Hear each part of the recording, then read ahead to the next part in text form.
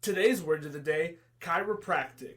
Chiro was it with an English origin meaning hand, practicos with a Greek origin meaning practical, and pratein with a Greek origin meaning to do. Chiropractic.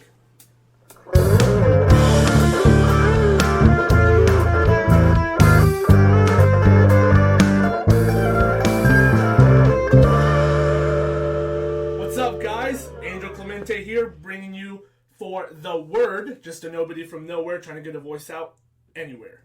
So today, we are basically going to be talking about chiropractic or chiropractic medicine. And for me to be able to do that best for you guys, I brought in a personal friend of mine, childhood friend. I've known him since middle school, an aspiring chiropractor. Let him just say everything for you. Simmeon Gastineau, right up? Here. How you doing, bro? Dude, I'm doing great. Thanks for having me, man.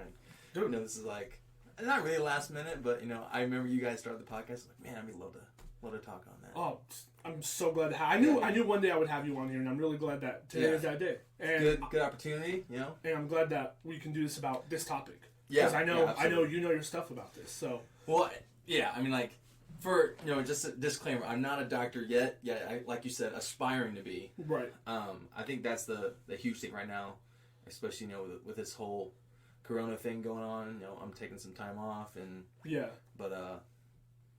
definitely. I still have 2.5 years to go, but I've done a year of chiropractic schooling, and it was a blast. Yeah. So that's where actually I get a lot of my information from. So just from a year of experience, man.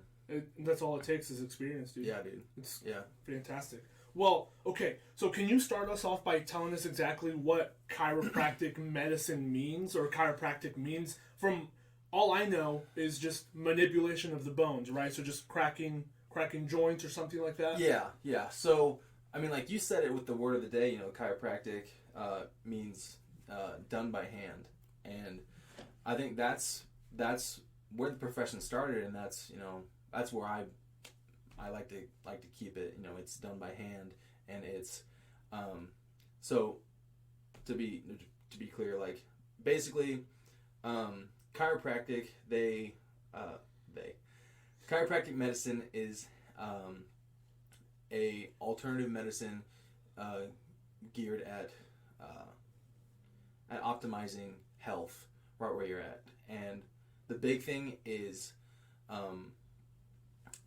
creating motion in your joints, because as you get older, as you move, as you work out, sometimes your joints will become stiff, and so chiropractic aims to create motion in those joints. And when you create motion in a joint, what you do is you create for better nerve flow and better blood flow in that joint. And so when you can do that, you optimize the body's natural ability to heal itself and overall quality of life.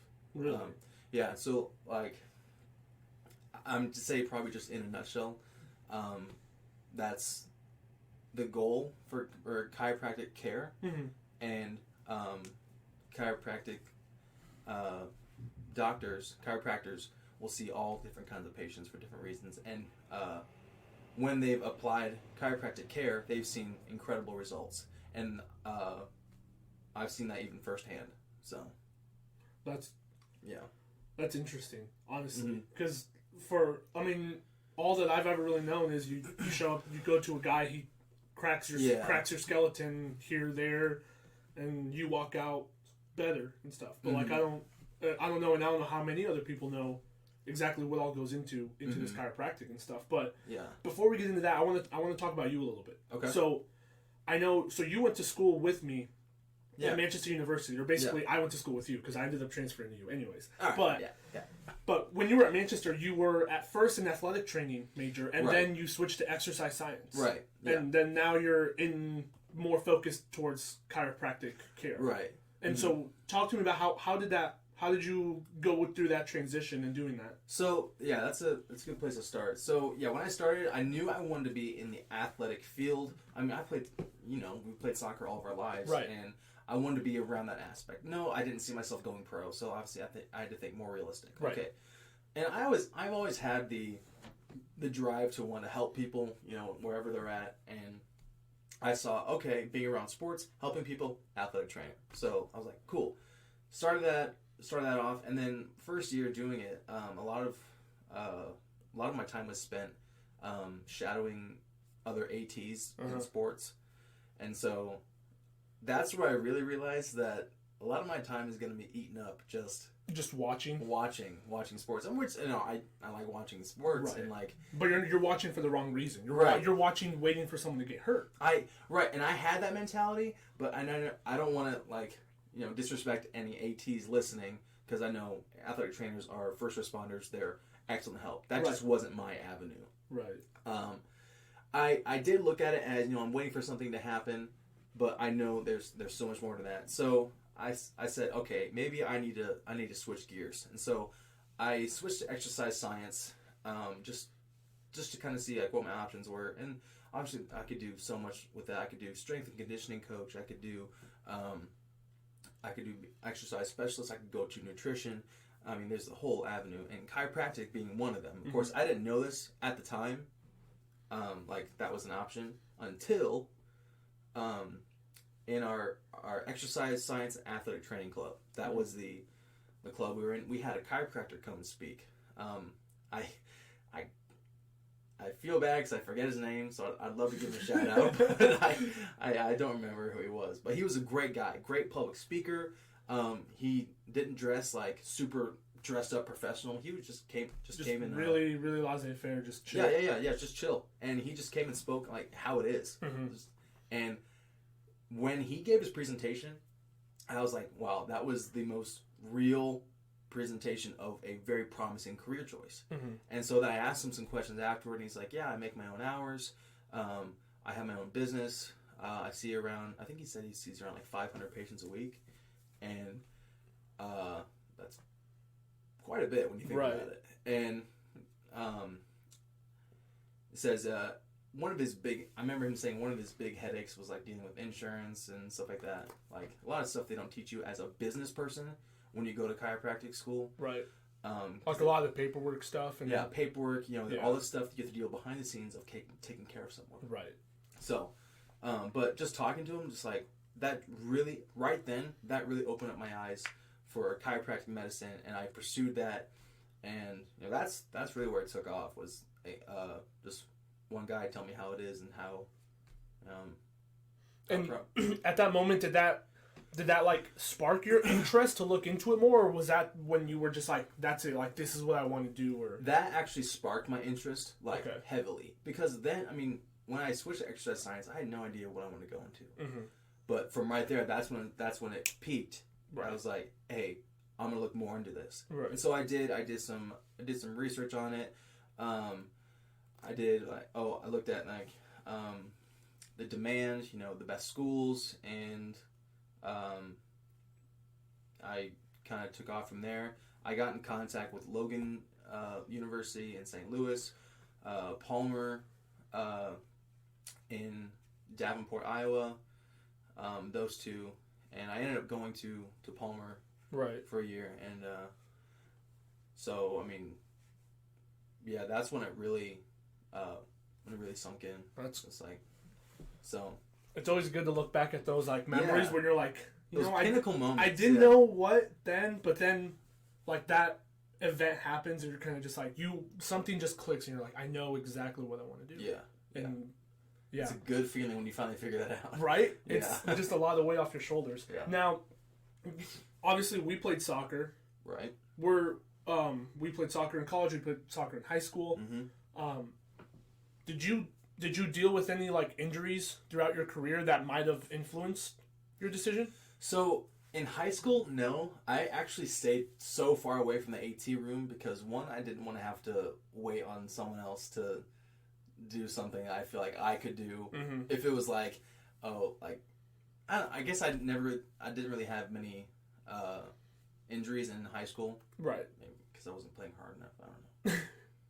I don't know. No, but then in undergrad, I think it was my sophomore year, I actually had this real bad toe injury. I jammed it real bad going down to sweep the ball out. And because you were a goalkeeper. Yeah, goalkeeper. Right. Yeah. So but I had a real bad toe injury, and then I was off for a while, and just resting it, icing it, and it helped a little bit, but like I would re-flare it back up every time. Right. It seemed like it was just more of like a temporary deterrent. Yeah. And it would just keep coming back. Kept coming back. Yeah.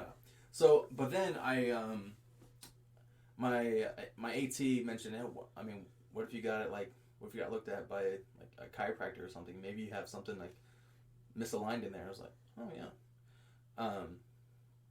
And then it was also actually around this time where, I think it was after this time I had that experience with the chiropractor. With the speaker? Yeah. So this time would have been before that happened. Okay. So my first experience with the chiropractor was back home. I remember I went to go see him on break, and he looked at it a little bit, and then he was moving it around and like, oh, does it hurt this way? Does it hurt this way? Yes, no. And then I remember him he used this little tool. It's called I know now it's called an activator, but it's like a little clicker thing that you put it. It does a minute adjustment on a bone, but he did that on my foot, and then I took some supplements afterward and never had a problem with it again. So that was my first experience with it, with going to a chiropractor, and then I didn't really think about it much. I didn't go to one afterward, right? But that was my first athletic experience. But like that's how you know that it worked, because you didn't have to go back. It was a problem like with whatever they were having you take or something like that. It was, what did you say, anti-inflammatory or something? It might have been anti-inflammatory. I remember it was like an herbal supplement, so it was natural. But you had to keep taking it in order for it to keep working. Basically, right? I think so. Yeah. And well, then, I mean that along with the adjustment that it gave me, it was like I think the adjustment was to help it heal, and then the supplements were to help heal quicker. Okay. So I could get back to playing. Which you did. Which I did. Yeah. So, but, I mean, that's two experiences right there that are, I think, pretty remarkable, right? Because if someone would have told me, if I, like, stubbed my toe, and someone was like, hey, you should see a chiropractor, I'd be like, why would I see a chiropractor for my toe? It's a toe. Like, it's just...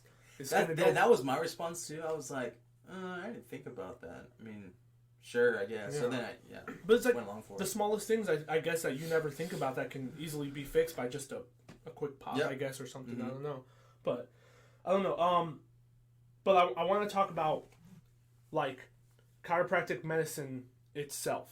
Okay. Because I know it started, it's been around for like maybe a century and a half almost. It started 1890s? 1897. 1897, right? And what's interesting is the school you used to go to, Palmer, was started by D.D. Palmer. Yeah. D.D. Palmer. That school was started by him, and he was the founder of chiropractic care. Yeah. Or chiropractic, right? Chiropractic. Yeah, chiropractic medicine. Yeah. Okay. And he founded that, so that's pretty prestigious school, would you say? Yeah, that was a lot of people. I know that many people that say, "Oh yeah, Palmer's the best school."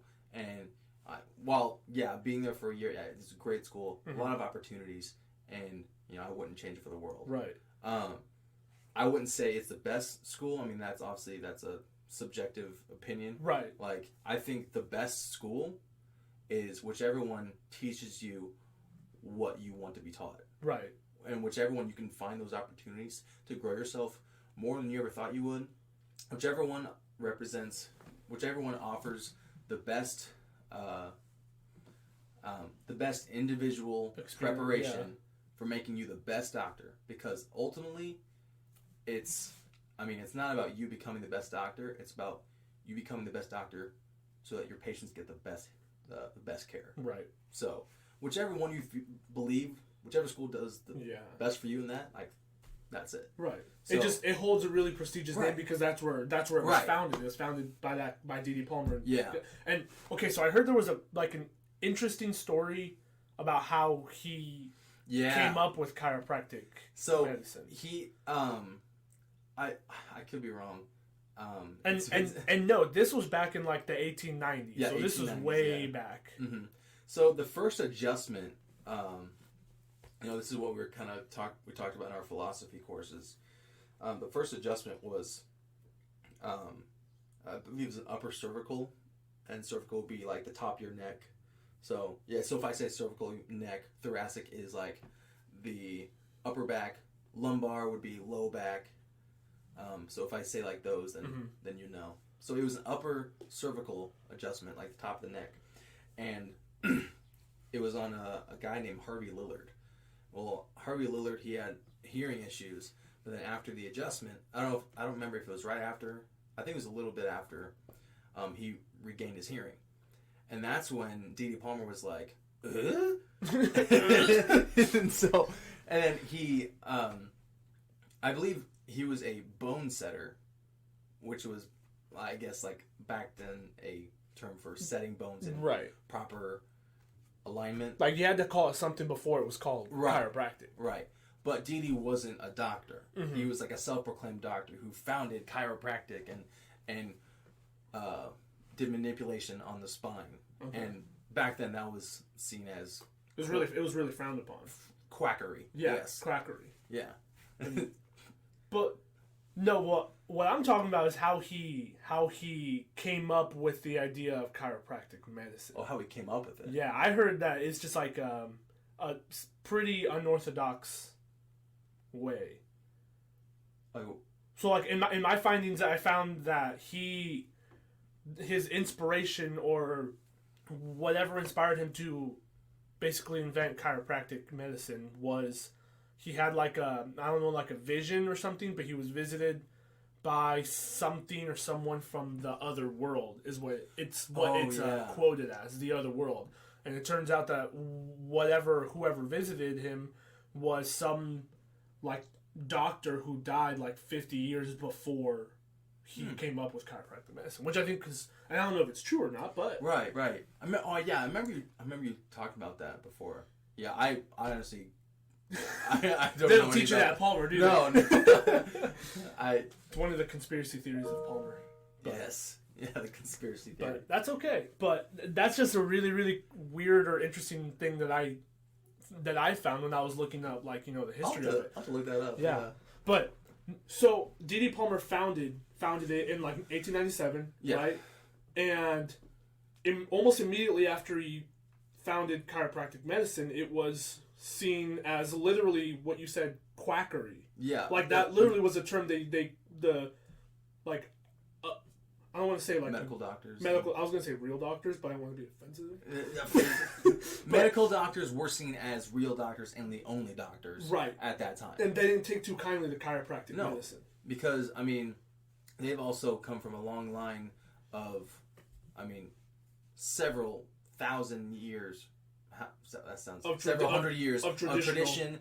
Yeah. Several hundred years of tradition of a medicine through like science. Through science, yeah. They have plenty of research to back up what they're saying. Right, and they didn't like that chiropractic was taking a different method and stuff. And I think another thing they didn't like is that D.D. was a self-proclaimed doctor of chiropractic. Yeah. See, they're just like that's the part I kind of understand. Like I feel like that would kind of bother me. Like I went to school for so long to get my degree, and now I'm a freaking doctor, and then this guy rolls up being like, I'm a doctor too. I could understand that. Like I can do this, and now I'm a doctor. Yeah, now I'm a doctor. I'm a doctor.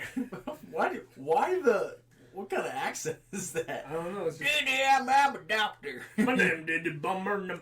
I'm a doctor.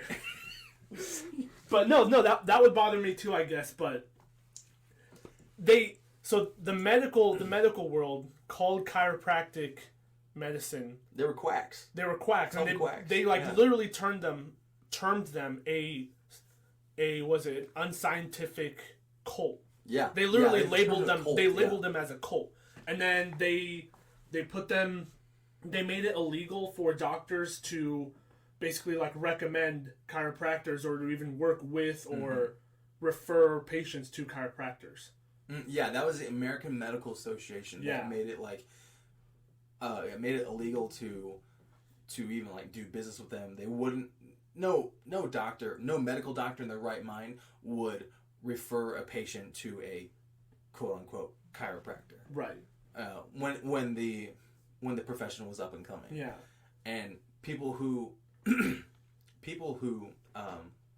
became chiropractors from Dee Dee's School of Chiropractic Medicine. You know, that those people, when they came up, you know, they were obviously fighting for their own livelihood because they had death threats, they had, you know, all these kind of things fighting against them. But they were just at the pinnacle.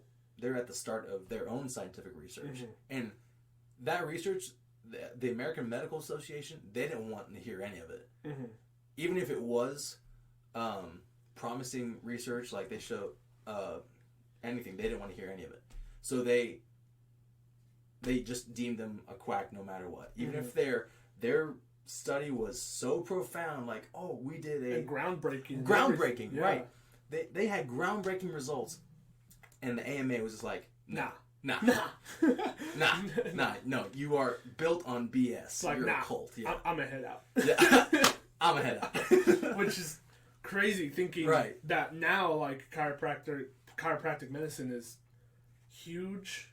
Yeah, like, I mean,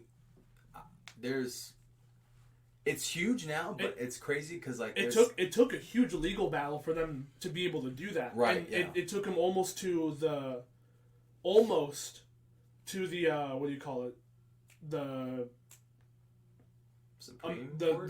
the Supreme Court. Yeah. They didn't get to the Supreme Court, but they almost did, didn't they?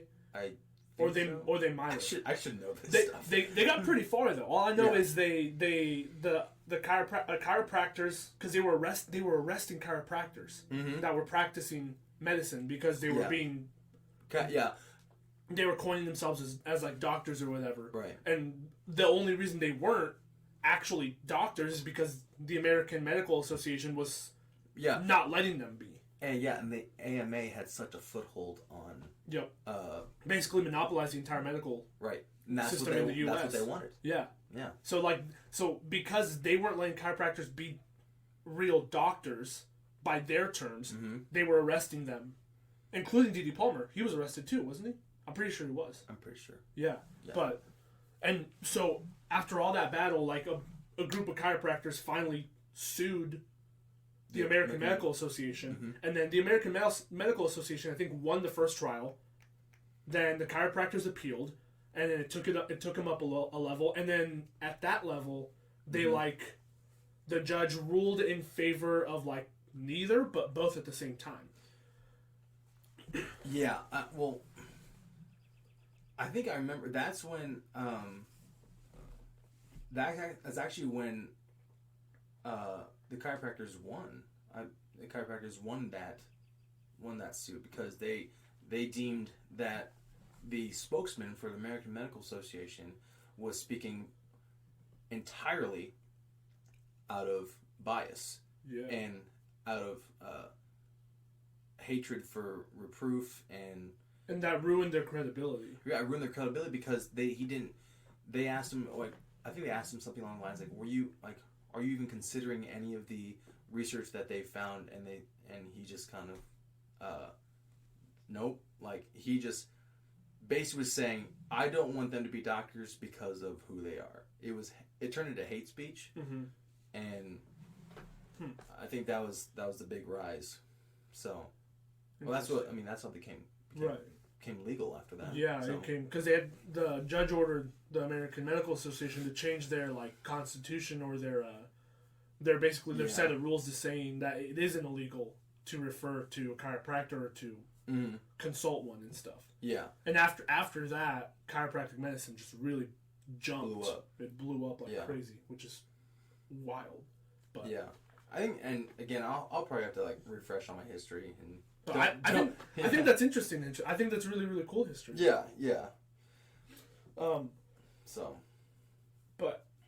And that history basically led to what chiropractic is today.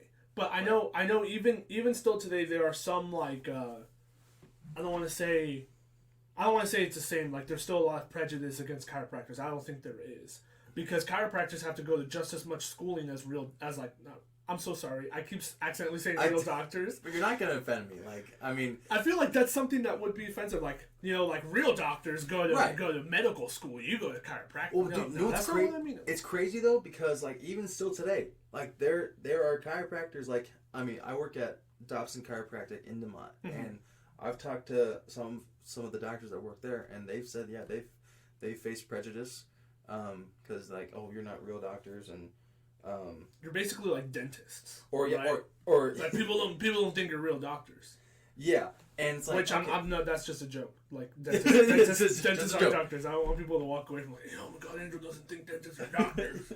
Yeah, but I mean, I don't know. It's just crazy, dude. Like, I mean, there's gonna be hate, and there's gonna be people that think you're a joke wherever you go, and you know, you just kind of have to bring your brush it aside. And yeah, but like even then, there are still like a little like some fears or some like hesitations about seeing chiropractors. I know. Like stereotypes. Yeah, like yeah. I know I have a couple, right? All right, yeah, let's talk about them. Well, okay, so first, I want to state this fact. So 22 million Americans visit chiropractors annually. Yeah. Like, you know, hearsay, right, around 22 million. About 35% of those are seeking relief from back pain.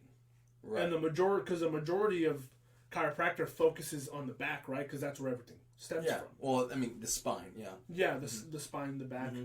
But that's about 7.7, almost 8 million Americans that have back pain.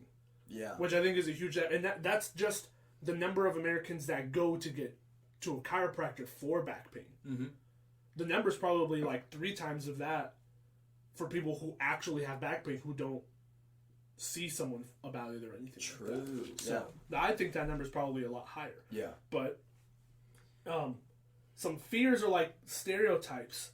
And I think the first one is probably one of the biggest ones because it's the one for me that I always like have in the back of my head is like the fear of paralysis, right? Because chiropractors are literally like toying with my joints, right? Like you see a chiropractor, you know, just turn a head like 180 degrees or something, and that's an exaggeration, but an owl.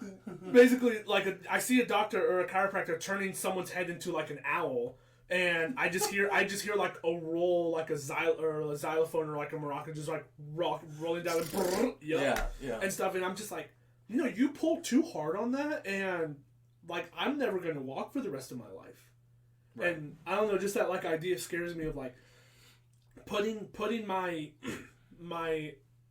validation of not being a vegetable in someone's hands. I don't know. It's just like oh, I'm gonna push down on your back right here. Oh, I accidentally pushed too far, and now you can't walk or feel anything down there ever. Well, I mean, they won't be able to tell you that. That would be you saying that. I can't walk. You know how scared that would be if that happened? Right. But okay. You know what's crazy though? Okay. All right, I'm gonna blow your mind. Do it. So, I know a lot of people have that same fear. Mm-hmm. You're not alone. A lot of people have the same fear, like, oh, I'm going to go in there and I'm going to get my neck cracked. I'm never going to come out the same again. Well, in fact, it takes 7 times the force to break your neck as it does to just do a chiropractic adjustment. Really? So yeah. So if I'm adjusting your neck, the force of which I do is 1/7 of what it would take to break your neck. Which is to say, you know, your spine, when it's out of a line, it can, and you know, putting it back in place, you obviously, you as a patient, you can't probably feel when you're, you can't feel, what's the word? Objectively, like, oh yeah, I have a spine inside of place. You can't diagnose it yourself of like what's wrong with you. Yeah, sometimes you do need that. If you have pain in a certain area, you can have referred pain. Oh yeah, I've got like a pain in the back left of my neck.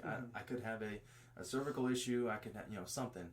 Then you go to a chiropractor and like, okay, yeah, here's what I'm feeling. You have this is out of the line, and then you put it in place. And that's the biggest thing. It's putting minute misalignments, which can cause pain and cause nerve irritation, can cause a bunch of other different individual side effects from a bone that's out of alignment.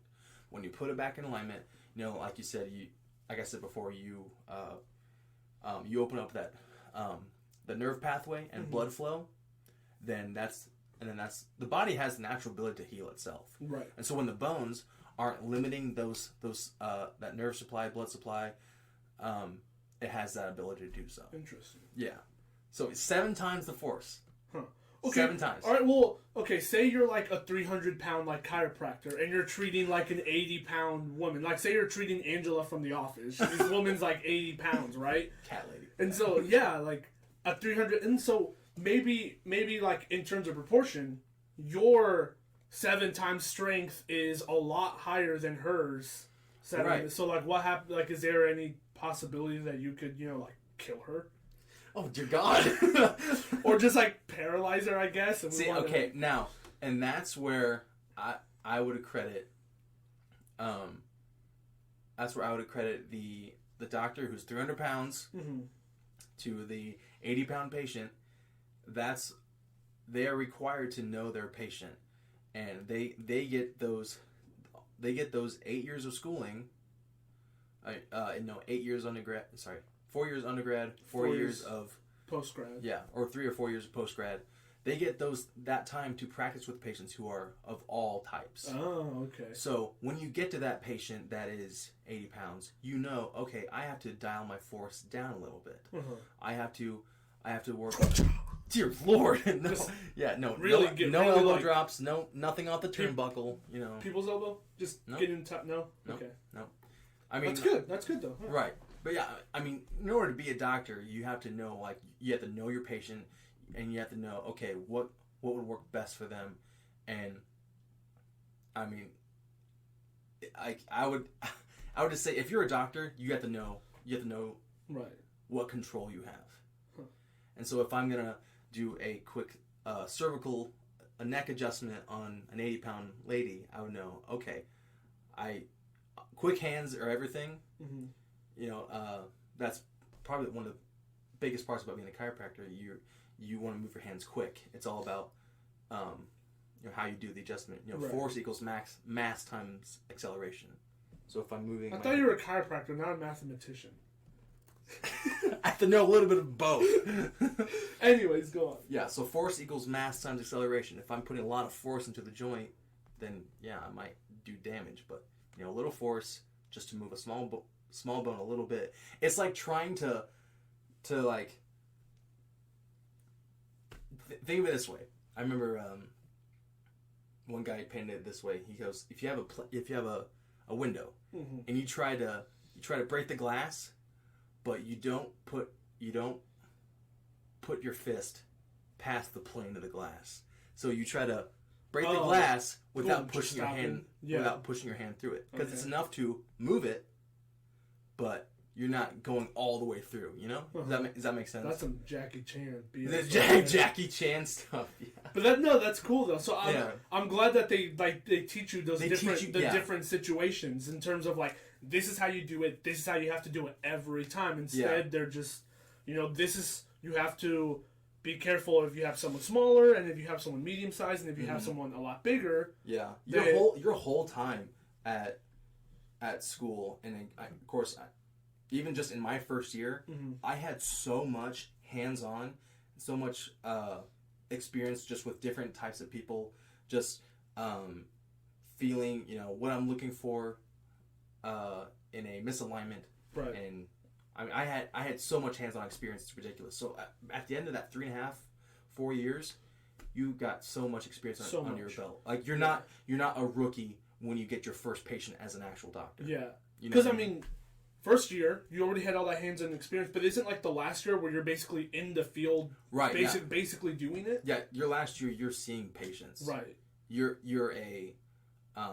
still a student, but you are seeing other. First part, you're a student seeing other students. Yeah. Which I know, like, medical doctors do the same thing, too. Like, in their last year, or sometimes their last 2 years, they do, like, their residency. Yeah, exactly. Yeah. So, you're actually in a clinic, you're seeing students to start off, and then you move up to a clinic where you see patients of the area, and then you move up to where you can go to a completely different clinic as an associate student.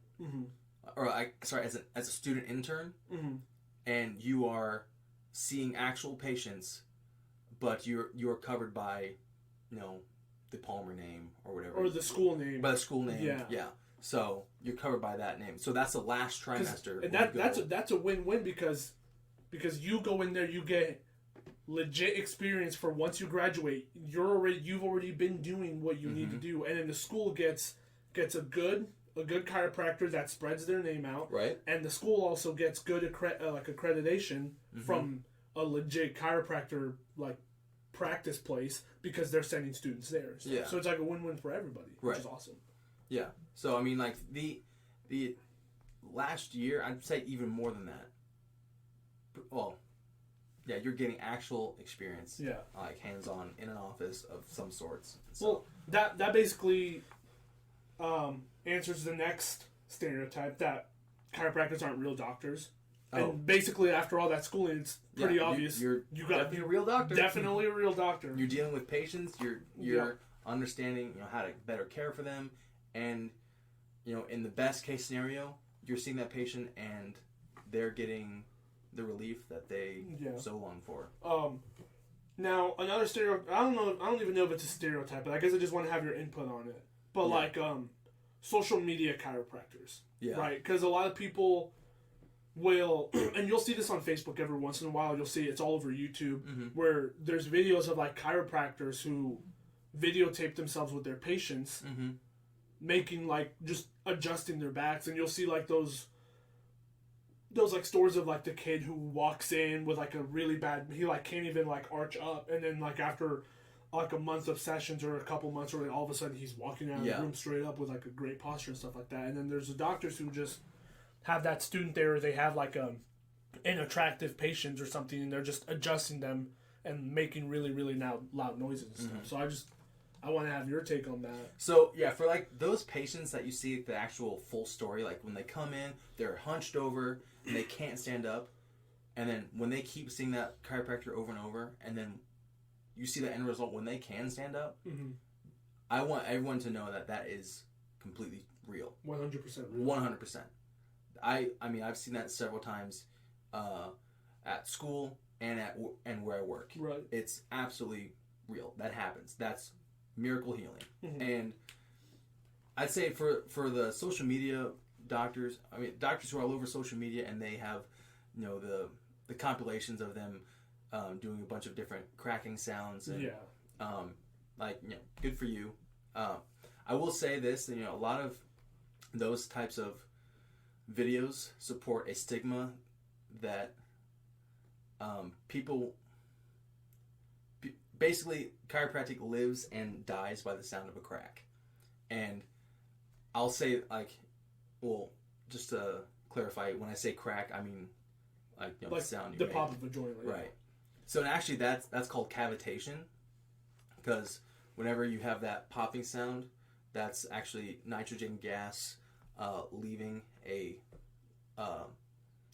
joint. Like a pocket in the joint? Yeah, because when the joint gets smaller, it creates stiffness, but when you open up that joint, it allows for the escape of gas. So it's true when they say that they're making your bones fart. Oh my god. I'm gonna smack you. But you literally just said it releases gas. That's what farting is. Nitrogen. Okay. Do you know what? All right. Sure. Yes. Anyway, they make their bones fart, but they do it for the pleasure of making bones fart. Right, and for the pleasure of pain relief. yeah, that too.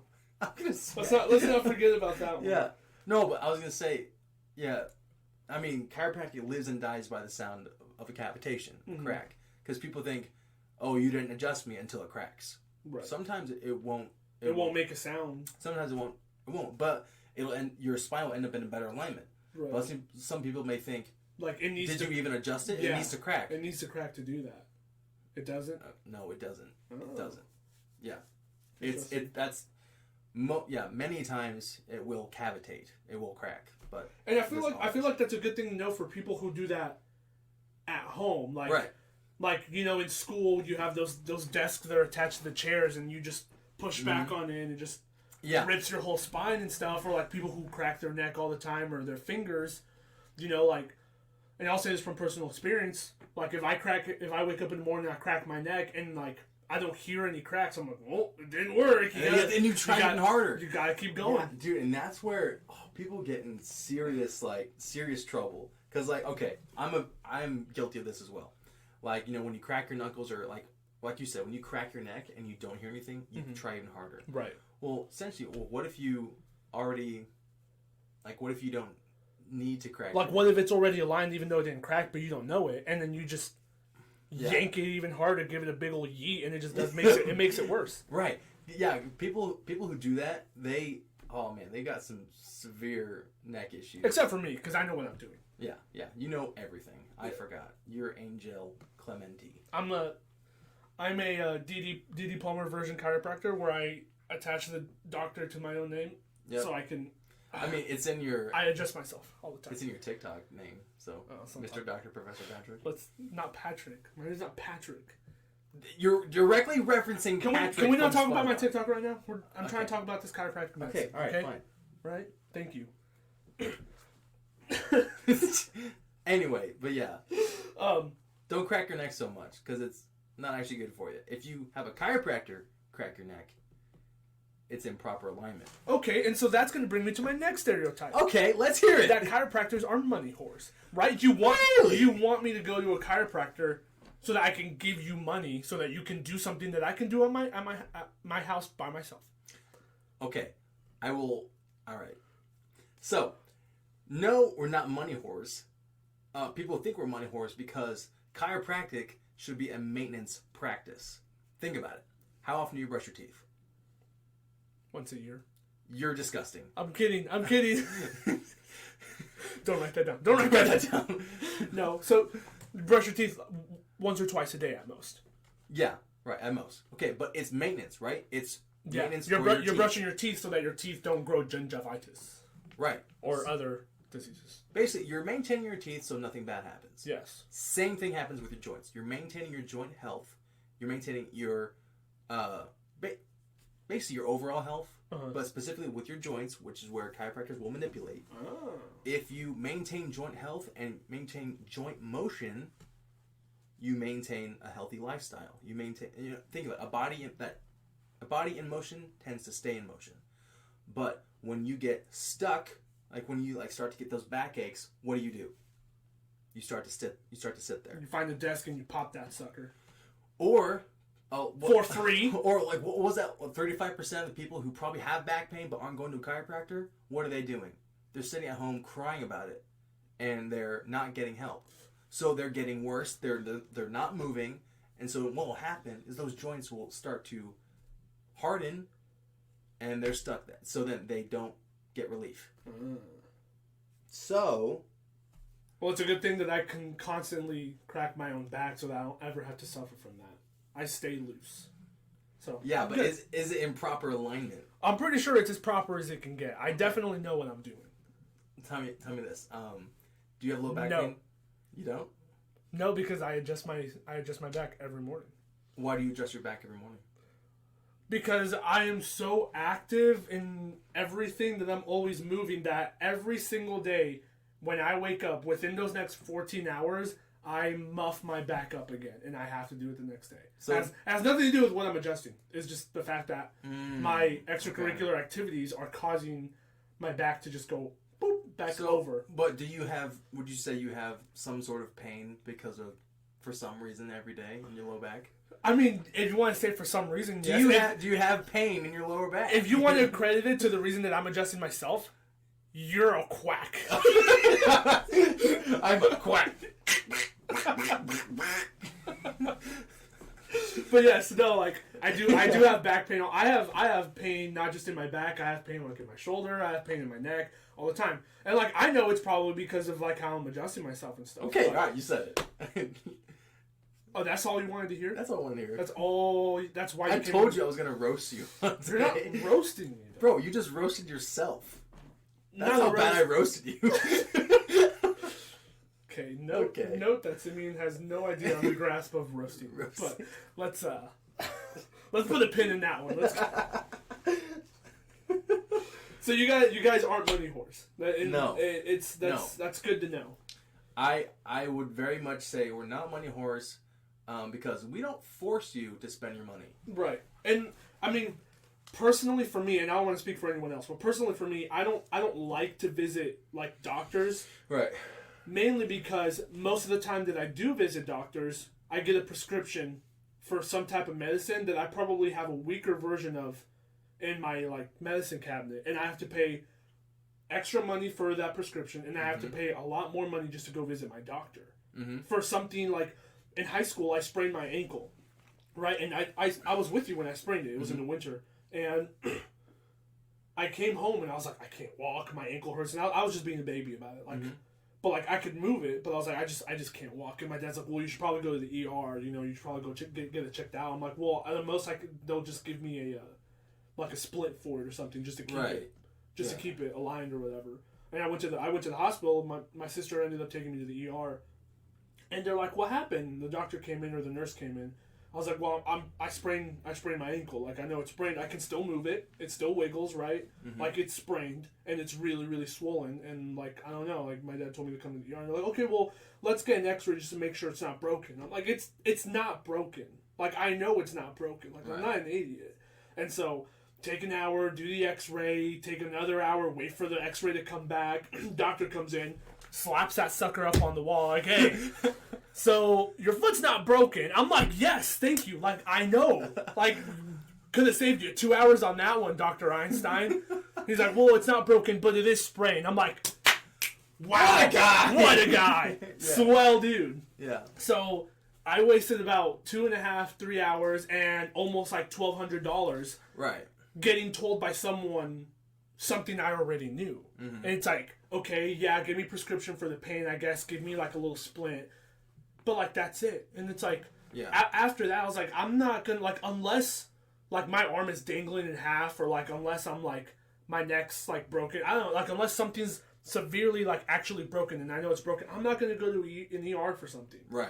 And for me, that day was an eye-opening day for me. And it was kind of just like, they wasted all my time. They wasted all my money for something I already knew when I could have just walked in there being like, hey... I have a sprained ankle. Can you give me the splint? And like maybe that's about it. And I have you know ibuprofen at home. And it's like, I understand with like, well, we just want to make sure that that's what it is. But it's like I know that it's not broken. Like, okay, maybe there's a fracture, but like what can you do? Like give me like another splint or a cast and just tell me to stay. Like okay, like I'll do that. I ended up doing that anyways. But I don't know. It was just a personal experience for me. And after that day, I was like. I always see it as they want my money and they're going to waste my time, and I basically already know for the most part. I'm not saying I'm a doctor, but like I know my body pretty well. And I don't know, for me that day kind of just took me as like they're really just after my money and precautious, yes, but at the same time like I'm not going to waste my time spending all that money for something I already knew that happened. And so it's good to know that chiropractors aren't the same way. Yeah. And okay, so let me paint you a picture. If you went to the chiropractor instead. Okay. So, at our office, that's how I'll talk. So, if you went to Dobson Chiropractic up in DeMont, you would be charged $75 for the first... Oh my God! First visit. That's a lot! How much did you pay for your freaking x-ray? A lot. Exactly. Okay, yeah, $75 is not a lot. $75 for your first visit. Yeah. Okay? That is to assess what's going on. And if he felt like you need to get an x-ray, okay, yeah. But even then... chiropractors are trained to feel, okay, this is out of a line. Right. So he could say that, oh yeah, your heel is out of a line. Yeah, it's probably sprained. See, at the hospital, they didn't even touch my foot. They're just like, oh, let's just make sure it's not broken. I'm like, yeah, okay, cool. Yeah, that's the big thing. You're not, like, they don't even look at the problem. They go straight to, oh, let's just make sure. Like you already know, like you said. Right. I know it's not broken. It's sprained. What can I do for it? And they gave you a boot and a subscription? Prescription? A subscription. Yeah, they gave me a subscription to Disney+. I can't even talk. They gave you a subscription to Disney+. Yeah, but yeah, they gave me medicine and they gave me a boot. Yeah. So when you're at a chiropractor, they'll look at it. They'll see. Okay, are you in pain right now? Like, does it hurt? They'll assess it. They'll talk to you while they're motioning the joint. And that's a big thing.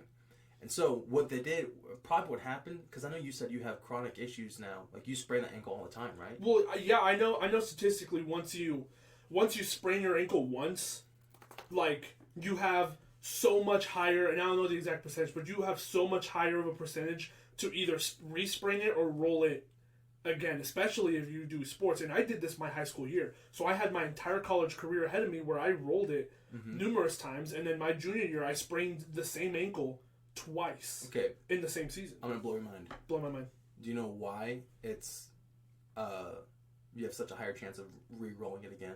Yeah, because when you sprain it, you like stretch the tendon almost like past its elasticity, so it's never the same. So that's why it's like really open to roll again.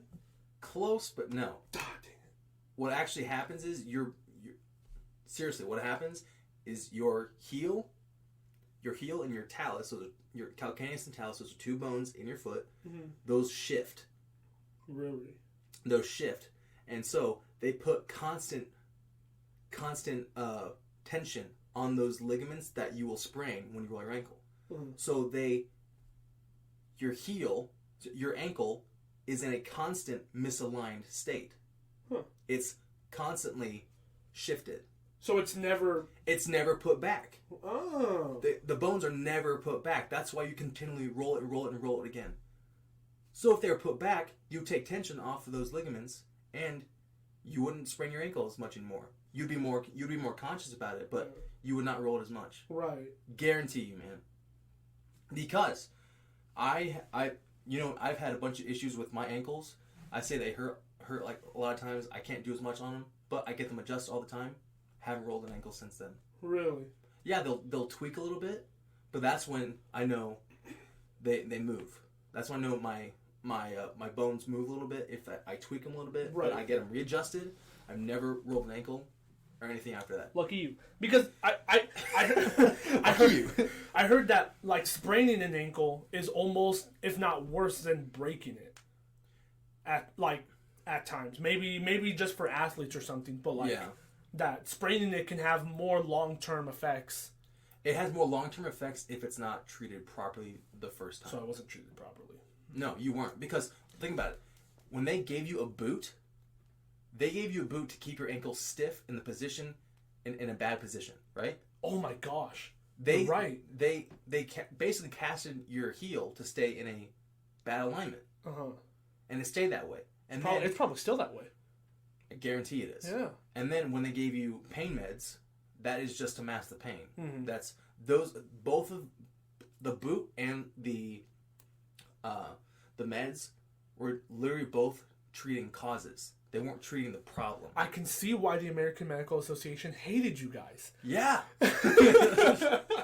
Because that's what American Medical Association, that's what they've always been about. They've been pushing drugs, and they push anything that will help treat symptoms. They treat symptoms. And I'm not saying every medical doctor is like that. I'm saying in many experiences they've only they have patients and they're only treating symptoms. Right. That's why there are plenty of Americans who are taking multiple medications. Oh yeah, I've got high blood pressure, so I'm going to take this. Well, I have a side effect with that drug, so I'm taking this to help that side effect. Yeah. I'm having a side piles effect with that. Yeah, so then you get piles and on. piles and piles of drugs. Drugs. You become an addict. Addict. Watch yourself. Oh, I thought that's what you were going for. No, it's like, dude, they're getting addicted to drugs. Yeah, they're getting addicted to drugs, and I thought that's what you were going with. No, I wasn't. Seriously? Oh my gosh. All right, but you get what I mean. Yes, they never looked at the actual root of the problem. Right. The root of the problem being your bones are not in the right alignment. Because when you sprain it, you hear that pop. You hear a big old pop. Yeah, right. That's your bones shifting. Yeah. And your ligaments stretching. Sometimes, if it's bad enough, those ligaments will rip. That's severe. Right. So. Interesting. Man, I would love to see how you like walk and like perform after like you get your ankles adjusted. Well, I mean, my time's over. Like my days are behind me. So no, like even just like how you walk, how you run. You've seen me walk and run. Yeah, it's gonna fall over every time. Perfect. It's perfect. I have perfect technique in terms of walking. Technique. Technique. Sure. Well, Well, for me, those are all the stereotypes or like fears that I have, like that I have found and Right. like that I personally have. Are there any more that you think are vital to touch on? I know some people, they also give chiropractors a bad rap because chiropractors will say, "Oh yeah, like, with chiropractic, I can cure every disease." Like, I wouldn't say that. I would be like, chiropractic care increases the body's ability to heal itself. Yeah. And in that case, the body, my own body helps fight off those diseases by being in proper alignment, having But chiropractic itself isn't a stem. No, it's not. It's not. It's not the sole thing. People who are in great health, like I look at I'm going to use my grandparents as an example. My grandparents get adjusted regularly. Mm-hmm. They come in every 2 weeks. They eat clean. Like they don't. They'll have sweets every now and then. But they don't. For the most part, they have a good diet. They have a great diet. Yeah, and they whenever they're feeling a little under the weather or they're not feeling in top condition, they go to herbal supplements, which are all natural, plant based, nothing like no drugs, and they've just lived that their whole life. And they're around 85 years old. Yeah, from what I've seen, they're in great shape for 85 years old. Yeah. But a healthy lifestyle includes chiropractic. A healthy life. So it seems like you're really huge on using chiropractic care as a preventative thing. Yes. More like you said at the beginning, maintenance, like upkeep, maintenance of your body, right? So instead of only visiting a chiropractor when you're in pain, go see a chiropractor before you have the pain, and you won't even feel the pain to begin with. Oh my gosh, preach it, man. That is the biggest thing. If more people could understand that, because think about it, if I pay $20 per visit to go see a chiropractor, maybe once every 2 weeks? Yeah, 2 weeks, $40 a month. Would you do that as opposed to paying $20,000, $50,000 for a surgery for your low back because you can't get out of pain? Right. Like, bro, it's nuts. Well, I mean, if I did the math, I would see how it would add up to 40 months a year, 40 times 12 times 20 years when you're older, when you eventually... Would you rather drop $20 every 2 weeks or $50,000 at once? Like, dude. But yeah, no, it definitely seems a lot more worth it to yeah. keep your body inside and out healthy. Right. And, eat a salad every now and then. What are you trying to say? I'm talking to myself, dude. Oh, okay. Yeah, I should probably talk to myself too. It's okay. But we're not here about me, so it's fine. But yes, keep oh no, I heard it. We're gonna talk about that later. Okay. But it's important, or it's highly recommended to be able to see a chiropractor before you're in pain. Right. To keep yourself in alignment, to keep yourself healthy, so you don't have to experience that back pain. But I'm assuming a majority of people already probably experience some type of pain. Oh yeah. But for athletes, especially maybe D1 athletes, professional athletes, if I were to ask them, I don't know how many of them would probably say that they regularly see a chiropractor, because if there's anybody who it's more important to keep their body in the best shape possible and avoid injuries, it's athletes. Yeah, and that's why now I know pretty much every major sports team has their own chiropractor. Really? Yeah, like I remember. So you can graduate school, get your doctorate in chiropractic, and then go get signed by a professional team and just travel with them and treat them and stuff? Yeah, that is insane. Your That's clientele so cool. would be like, say, for example, for the Patriots, their team chiropractor. I think he's been around for quite some time. He might have been one of the first. I could be wrong, but his job is maintaining the health of all the staff and players and family members of everyone associated with the Patriots. Interesting. So I mean, a smaller clientele, but I mean, you're with a sports team, and like with small clientele, this guy, this wide receiver, he has issues with this all the time. Like he knows those people. He knows those people. Yeah. And like I mean, I would say the same thing with like a small town chiropractor. You get to know all the people that come in. You get to know, right. Oh, hey, how you doing? How's the hip doing? Blah blah blah. Like you get to know, and that I'd say that's also part of the healing itself. Because how much doctor-patient interaction did you have at the ER? Very little, right? Like you wait like 30, 45 minutes. The nurse does like the majority of that checkup. Then the doctor comes in. He's like, "Oh, well, I heard, this is what your chart looks like. All right, let's get an X-ray. Blah blah blah. Get the X-ray." Or even sometimes the doctor won't even visit you until after the X-ray. Right. And then they won't do anything for you except prescribe you pills or give you something. But I'd say, you had very little doctor-patient time. Yeah. But with chiropractor, you're with the doctor. Yeah. He is your guy to go to. Like he's the one who's treating you himself. He's the one treating you. And if you do any other therapy, like if you do like a cold laser treatment therapy, or you did like a ultrasound therapy, you're going to be with probably like a nurse or a doctor. Or you're going to be with someone, Right. But you're getting that doctor-patient time, which sometimes is just what people need to heal as well. It's mentally it's mental too. Yeah. And when I visited you when you were at Palmer, and I went and visited you, and all the people I met were such great people. Yeah. I did not meet one person that I disliked. They were all so like genuinely really good and really interesting people, and they all love to talk, and they all love to talk chiropractics, and they were all good at what they were doing.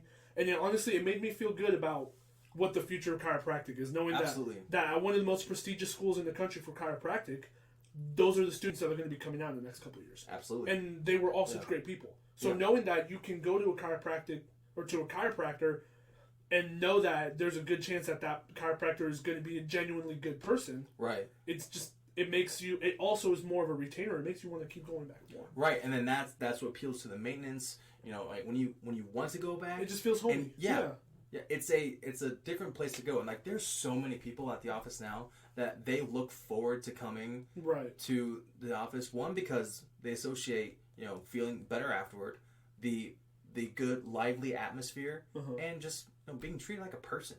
Yeah. Like there's so many healthcare professionals. They just see patients that go to healthcare professionals that feel like they don't. Right. They're not even because a lot of times doctors just see patients as another number that I have to treat, like another patient. They don't see him as like. So, and I'm not speaking for all doctors. Right. No, but there are some that are like. There are some. Yeah. In general. Yeah. So, but it's good to know that chiropractics, or a majority of chiropractors, because obviously I don't want to generalize them all. Right. But a majority of them do it for the right reasons, and they have their head in the right place. Yeah. Pun intended.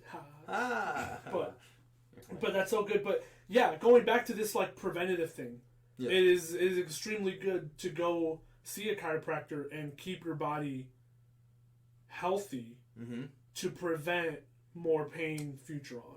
Right. Which is good. The last thing I really want to talk about is you said you work at a chiropractic office. Yeah.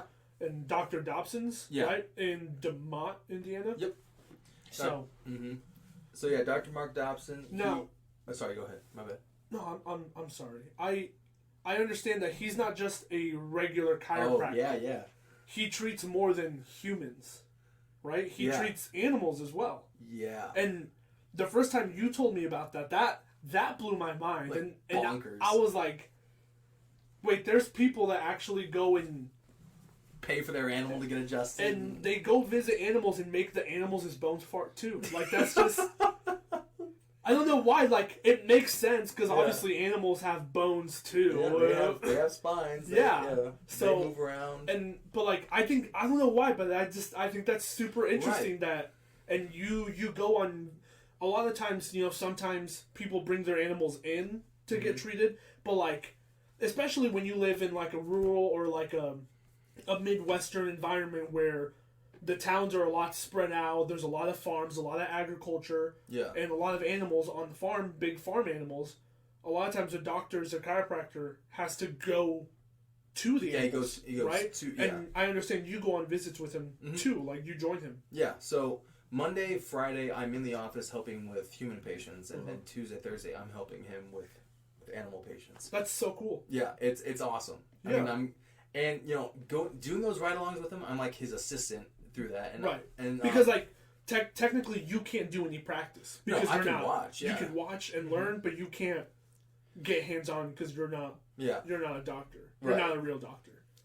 Right. And like he's let me sometimes before, like, hey, like feel this part of the hip, feel how this side's moving quite a bit. Then you go to the other side, feel this one's not moving. So like he'll let me feel like the difference, which is good because that's how you learn. You learn by experience. Yeah, he's all about hands-on, and I think that's one of the reasons I've definitely loved working with him and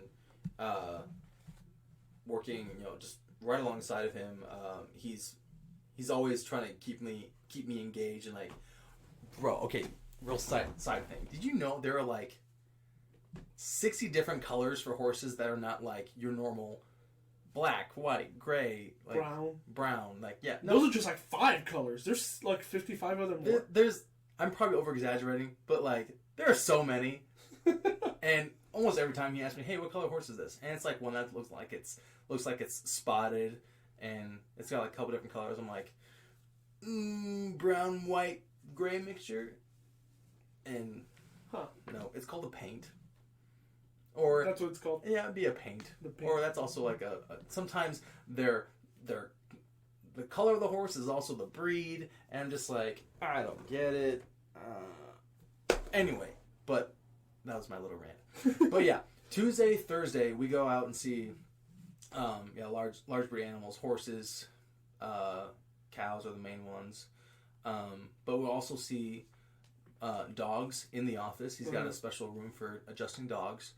And I think he said he's also adjusted llamas, alpacas, pigs, cats. Now, I mean, you don't see all of them, but you see a majority of them. I'm assuming when he treats like animals and stuff. Yeah. For the most part, are the animals like compliant? Yeah, for the most part, yeah. I'd say they are compliant, and he does this. He has his own little trick that he uses to try to keep them calm and let them know that he's here to help them. He knocks them out with an owl twist, with an owl neck twist. No. Oh, okay. No. Never mind. That's probably what a little I would extra. Do. Yeah, you would do that. Sorry. But no, he has his own little tricks that he's learned to to kind of communicate to the animal that, hey, I'm here to help you. And for animals that he's seen before and that he's adjusted, they start to associate seeing him with feeling better. Yeah. And so then they're calm for him, and they let him do his thing. So cool. And like I saw, and that's interesting. Yeah. That's so cool to know because I've worked with cows like at the dairy farm in Fair Oaks, and cows are just terrible animals. Man. They're just so awful. Like, I swear they target you when they're pooping. Like, they try to get it on you, and they're evil animals, especially when they're in bunches, and especially when they see us as really, really, like, as basically aliens who are colonizing them for their milk and stuff. I get it, we're using you, but, like... Cows are just so used. That's the cows. They're just so bad and non-compliant.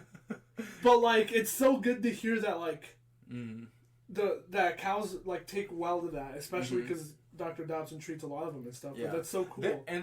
There's the occasional horse or cow that wants nothing to do with him. Right. And I'm pretty sure there has been some where he's like, yeah. Has he ever gotten injured trying to treat one? Like one kicked him or something like that? Or I think because I've been kicked by a cow. That stuff hurts. I remember. Oh, he told me this one time. He was adjusting. It's called the accessory carpal in a horse, but it's like basically where their wrist would be if you would think about it anatomically. So it's down by their hoof, but he was adjusting the front one, and his face was toward the back hoof. Oh boy! And the horse's back hoof came forward and came like 2 inches from his face. Oh my god. And he tried to kick him. He said like, "Oh, that was too close for comfort." It's scary, dude. Yeah, dude. Because that stuff, like, if a horse kicks you in the head, dude, you're done. Like, bro, that is like almost, that's guaranteed, basically guaranteed permanent brain damage. Yeah, and this is nuts. He was telling me this story. This one other guy, he has horses. Dr. Dobson came out, and the owner came out, and here he's standing with 2 black eyes, and Dr. Mark's like, "Oh, what's the other guy look like?" And then the guy says, "You're looking at him," and it's the horse right in front of him. The dude, I guess the guy, he was trying to let the horse go out, and the horse gave him 2 black eyes. Yeah, he gave him 2 black eyes. Wow. And he was trying to get him to go out of the stall, and he wouldn't move. And so then he smacks him on the butt, and the horse just freaking double leg kicked right back into his orbital, and it just, I think he broke right in here, and I was like, dude, you're lucky to be alive. Oh my gosh, bro. And that was just nutty to hear that story. But yeah, I mean, I don't think Dr. Dobson's I don't think he's having major injuries. Good though. But I love the fact that he treats animals and like people too. Yeah, that's so great. Is that like more schooling that he has to go through to learn like the anatomy of different animals? Because you have to go to school for 8 years to become a doctor to treat just humans. Yeah, to treat humans. That's one body. Right. But he has to treat humans. He has to treat the anatomy of a dog, the anatomy of a cat, the anatomy of a cow, of a horse, of a llama, of all these other different types of animals. Yeah. Like, you tack on 8 years for each of that, you're basically in school for the rest of your life. And the fact that he does that now, and he does that so easily, and it's natural for him, is so cool. Yeah. And you know what's crazy? What? So I think he did, like, I don't know exactly how long his extra schooling was for animals, but some of the differences in anatomy for like the spine and stuff, like comparative to us, like a horse and a cow, they have 18 thoracic spines, so they'll have 18 ribs, and I think they have 7 cervicals, and they have 6 lumbar. Wow. Where we have 5. How many cervicals do you think a giraffe has? 23. 7. You're kidding. Nope, they have 7. A giraffe only has 7? Those things gotta be huge then. Probably. Yeah. Wow. Yeah. That's so cool though. I love that. There's only a couple animals that have more or less than 7 cervical bones. Huh. Well, I love everything about chiropractic medicine, chiropractic care. Yeah, I mean, you know, I'm too crap ton more now. I'm too scared to actually go try and do it. But maybe this might push me in a direction to finally go and get it. But for those people who are on the same page, it's something I would highly recommend. I only hear good things about it. Right. I don't think I've ever heard of a time where a chiropractor, malpractice and just muff someone up. Permanently. You don't ever hear about that. Well, and that's crazy. For medical doctors, their malpractice insurance is so high. I don't even know what the number is. Really? But for a chiropractor, their malpractice insurance, which is, if you don't know what malpractice insurance, it's the insurance that you pay if you screw up. Oh. A medical doctor has a much higher probability of screwing up than a chiropractor. Right. Which is to say, there's so many other ways a doctor could mess up versus a chiropractor. Right. Yeah. But the one thing that people fear is, like you said, being paralyzed. Yeah. But that's so uncommon. So uncommon. Extremely. You have to be an idiot to paralyze someone as a chiropractor. People's elbow? Yeah, people's elbow. Sorry. Yeah, off the turnbuckle. Probably should suspend my dreams of becoming a chiropractor. That I don't have. If you want to be a chiropractor and you want to drop elbows on people, I would just say, save yourself some time, put on some spandex, try for WWE. Okay. I'll try it. And call yourself the doctor. There. Dr. Payne. Elbow drop. Next idea. Dr. Payne, WWE Wrestling. Send application. Okay, got it. But, no, I love everything about chiropractic, and everything that you've told me so far. Yeah. Has made me like it even more. more. It opens your eyes a little bit. And from what I hear, from what you've told me, Dr. Dobson seems like such a great person. Yeah. And it seems like his entire practice is a really good environment to be around and stuff. And it also helps, and I'm going to mention them, not just Dr. Dobson, but also Dr. Darren Lynch and Dr. Bree Chevret. Both, those are his 2 associates. Oh, really? Both amazing doctors as well. Really? Yeah. Awesome. I've been adjusted by both of them, and they all have their own little different techniques, but they're all still hands-on, super friendly, and that's so good. I mean, it's not the whole atmosphere. It's all just a caring atmosphere, and I think if you don't have that, and like you know how like a lot of people they go to hair salons for their therapy. Yeah. You know, that's great. Go to a chiropractor for your therapy. You know? I feel like you get the same treatment. But if anybody is interested in seeing a chiropractor, if anyone who knows who Dr. Dobson is or is near the DeMont area that listens to this and wants to go visit them, they're located 5844 West on State Road 10 in DeMont, Indiana. If you want to call them to set up an appointment or something, you can call 219-987-7746. Mm-hmm. And I think it's pretty easy to say that it's really highly recommended. Oh, absolutely. Yeah, you would recommend 10 out of 10 people? 11 out of 10. 11 out of 10. Wow. That's absurd and great. But absurd and great. But that's going to bring us to the end of the show for me. All right. Yeah. Do you have anything else you'd like want to add or anything? I'd say you pretty much said it all. I mean, like, yeah. If any listeners have questions, shoot them out to Anjel, and I think we can go from there, man. Yeah. This is a good set. Thanks for having me, bro. Absolutely, dude. I'm so glad that you came. Yeah, and we're able to talk about this. This is so informative. Yeah. I learned so much, and I hope that everyone listening to this was able to learn something too, take something away from this. But yeah, that's going to close us out. Thank you guys for listening. From me and from Simmeon, you guys have a wonderful week, and we will catch you guys next time. We'll see you guys. Bye-bye.